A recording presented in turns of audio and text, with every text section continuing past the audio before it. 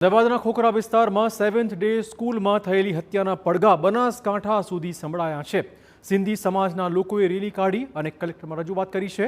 આરોપીઓને પકડી કડક સજાની તેઓએ માંગણી કરી છે. અમદાવાદમાં સિંધી સમાજના વિદ્યાર્થીની થઈ હતી કરપીણ હત્યા, જેના વિરોધમાં બનાસકાંઠામાં પણ સિંધી સમાજે કલેક્ટરને આપ્યું છે આવેદનપત્ર.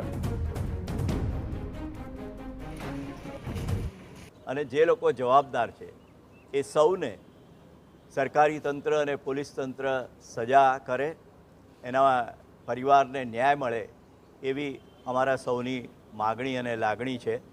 સમગ્ર ભારતમાં સિંધી સમાજ આ ઘટનાથી દુઃખી થયું છે. સિંધી સમાજ પાલનપુર પણ પોતાની સંવેદના વ્યક્ત કરે છે અને અમે માગણી કરીએ છીએ કે એવા અનિષ્ટો તત્વો સામે સરકાર પગલાં ભરે અને એને સજા કરે અને એના પરિવારને ન્યાય મળે.